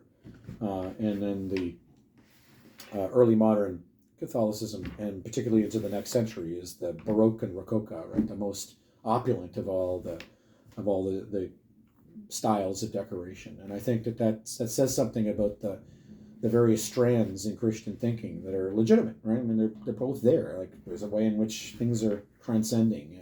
You don't need a beautiful church to have a Eucharist. You just need people, right? And the elements, right? And so, So I'd love to go see the Vatican just to see my love of all things early modern, to feed that, but then also just to go see stuff of ancient Rome, which I'm increasingly, fascinated by as I learn more from archaeology, and as I go try to revive my Latin right now too. So that's kind of fallen by the wayside. Anyway. But yeah, I think Catholics also make a very valid argument, which I oddly agree with regards to the opulence and then the richery of the Vatican, and just the whole surrounding, the whole Vatican City that comes with it. Given that so much richness and treasure has been put and concentrated into one place, in their argument, they would claim that it's some form of respect that they're trying to pay to God with all that right. that opulence, basically, that serves to honor God in that particular way, where they're concentrating that amount of beauty, yes, in that opulence toward God, right? Yeah, well, I think that's right. I mean, I think that's, again, if it is that these threads or these pieces of Christian thinking that has some legitimacy. It's the way in which it is incarnate, that God's the Christian idea that God's presence is incarnate, right. And therefore there is a celebration of beauty. There is a kind of way in which that's an offer to God. The problem, the flip side of that, of course, is that you miss the transcendence, or you miss the humility, right. Or you celebrate that in lieu of recognizing the humility that the kingdom of heaven is about the least, right? I got time. I mean, I got time for both, because I think that those are both kind of true, right? And it's a similar sort of way in which more specific theological controversies over icons or imagery in general, bears these two sides, right? That we can never quite escape. Whereas it seems more decidedly in Judaism and Islam, there's much more of a decided transcendence, right? That the aniconic or anti-icon, and that's good. I mean, there's clearly a major element of that in Christian thinking as well, and in fact various sects and confessions that follow that pattern, right? But at the same time, there's this assertion about it being incarnate, and therefore legitimizing beauty, that it too shows the splendor of God, the generosity of God, and so forth. I think sometimes we put too much emphasis on that almost Gnostic aspect of Christianity, as if we're antibody or something. I don't think that's true. And then this is where oddly Judaism doesn't seem to have the same struggle, that you can look at you can have an emphasis on a transcendent God, but still celebrate creation, right? Still celebrate fertility for the body, the blessings of God in the body, that is to say, child rearing and common meals and so forth, but still quite be emphatic on the transcendence of God. Whereas Christianity, it's more mixed. It's always this sort of these pieces are always kind of playing off one another. So I think there's some legitimacy to that point. On the other hand, there is kind of like, oh, this is a bit too much. Shouldn't have, why should the church be about that? And I think 20th century popes struggle with this. I know Francis did. I know John Paul did. They say they did. They struggle with this, essentially being a prince. Essentially being a king-like. Where you're treated as this celebrity with all sorts of security details, but in the end, you're a pastor. Right. It's a weird combination of things, and maybe it's the thing that all church leaders go through, but it's in the Pope. It's the maximum, right? You're a world figure, and then you live literally in a palace, or a number of palaces, and yet you come in the name of the kingdom of heaven. So it's yeah. Anyway, but yeah, that all said, in the end, I definitely am going to Rome. So, wonderful. As a takeaway. Yeah, that's great, and yeah, you're definitely going to like it. And obviously that whole discord between the Pontificus Maximus, I probably butchered that, but anyway, and versus the representation in persona Christi of the humility and the humbling of oneself. I think that discord in of itself is definitely a topic for another podcast, another debate. Because sure. In of itself, it seems to be very and I can't solve it. Yeah, that's right. A vein of exploration that might be definitely worthwhile. Now that we're reaching almost the 2-hour mark, we're pretty much heading towards wrapping it up pretty soon. Well, it's been a pleasure. Yeah, and I was just wondering, just for the audience, when it comes to like teaching and learning and the fields of liberal arts, political science, philosophy, and theology, what would be your final thoughts? Like if I would give you the floor for that. Well, actually, just to encourage people to take, and if you're not already, and presumably maybe you are if you're encountering this podcast, but to take advantage of all the great people at Concordia. The more I find out about my colleagues and students around, the more I realize how rich this community is in good teachers, good research, and really, really interesting things. And not, of course, just in humanities or just in the things that we've been talking about, but at large. But I think it's especially true here in the humanities. We don't appreciate it as much as I think we should. And part of that is because we kind of get scattered in different programs and different departments and so on. But there's a lot of really great work going on here that, keep your eyes open and take advantage, students of and wider community. Take advantage of all the things that are happening out there, all the courses that are happening, all the guest lecturers, all the this and that's constantly going on. We've got a lot to offer here at Concordia, and it's underappreciated. For sure, yeah. So On that note, guys, thank you very much for watching. This was Dr. Jarrett Carty, and I really had a good time. I had a blast listening to everything that he had to say. I think you're definitely a well of knowledge. And 2 hours went by pretty quickly. Pretty quickly, right? I was eyeballing the camera, eyeballing the Audacity and the clock on it. Audacity is like the recording software that I use for this. So stay tuned for more, guys. I actually have, now that I think of it, there's a Anglican pastor that I invited. She's going to be on April 27th. I think her name is Reverend Dr. Carla Holmes from, I can't recall the name of the church. I think it's St. Peter's Church or something out in Beaconsfield. So she's going to be on. I'm probably going to have some more guests in between from now up until the 27th. So yeah, hope you guys enjoyed, and we'll see you next time. Take care. Thank you. All right. Perfect 10. Yeah. Well, it's fun. So 10. All right, so I'm just going to tap the pause button or the stop button.